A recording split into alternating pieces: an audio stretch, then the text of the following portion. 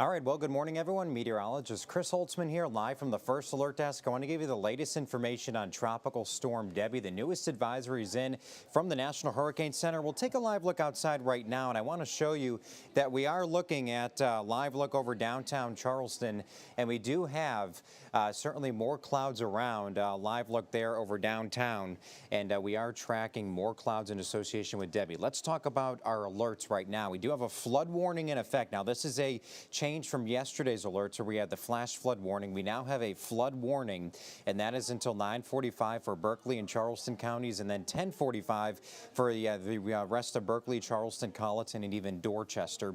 And that is because the ground, we've already picked up a significant amount of rain. In fact, total rainfall totals close to a foot or more of rain in some locations. In fact, let me quickly change to our 2-day rain estimates on radar, and where you see these gold colors there, notice them mainly west of 26.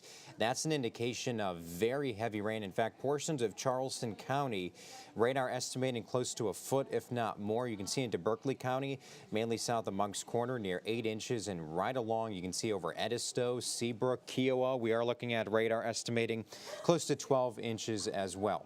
In terms of our radar, though, I do want to show you we have some heavy rain moving into Georgetown County.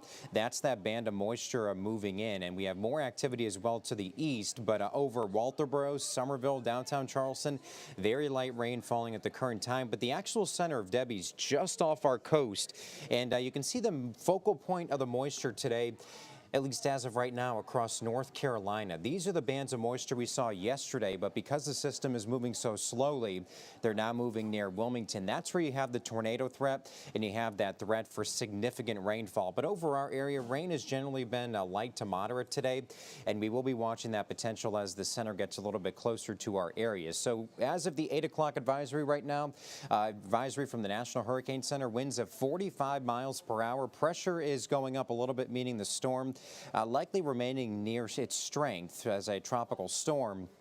Notice the movement, though. Northeast at 4 miles per hour. That is very slow movement, and that is slowed from yesterday. But eventually, this will start to get picked up by an upper-level disturbance by the middle to the end of the week. Here's the latest track. You can see by Thursday morning, should be making landfall very early in the morning or late tonight. And then eventually, this starts to move north of our area around the backside of the system, and that will promote some drier air moving in at some point on Thursday.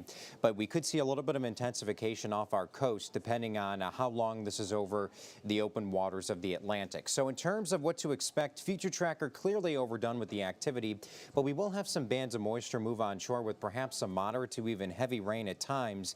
And then moving into tonight, that's when that centers basically right over the coast, and then that lifts north as we head into Thursday.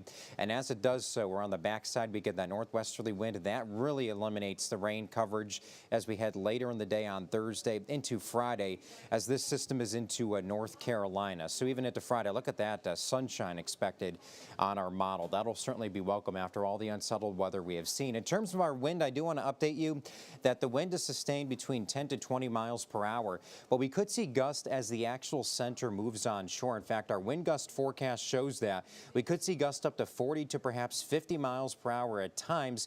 Remember, because the ground is so wet, or what we call saturated, that means that some tree roots might be loose. So as we get some of those gusty winds, that could result in some trees coming down. So even if the heavy rain has stopped, we are looking at the threat for some stronger wind, and that could lead to, again, down trees and even power lines. And that continues throughout the day on Thursday.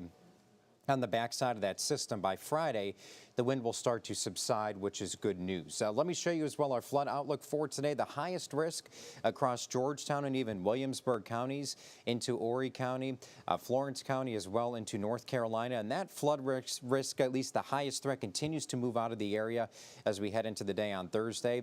I do want to leave you as well with what to expect with our impacts. So additional rainfall could total up to 3 inches possible with locally higher amounts. We could see gusts up to 40 to 50 miles per hour at times, highest along the coast. Tornado threat, really not so much of a threat anymore. That's more so into North Carolina. We could see storm surge as well, generally 1 to 2 feet. So that's above the actual tide. So if your area is prone to storm surge flooding, we could see that potential for additional flooding on top of what we've already seen with our rainfall. So the big story is that likely the most widespread heavy rain is moving out, but we still have some rain bands moving onshore, but not like what we saw yesterday. But still, make sure not to drive over roads covered in water.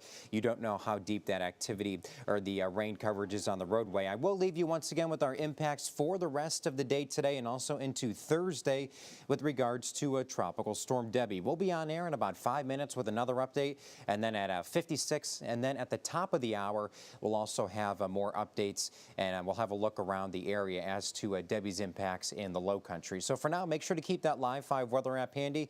You'll be up to date on all of the information on the system, and you can head online to WCSC.com, Live5News.com, and on Live5News.com, we have a tab for hurricanes under the weather section. You can also get all of the information there. For now, though, we'll leave you with a look at impacts, and we'll see you on air shortly.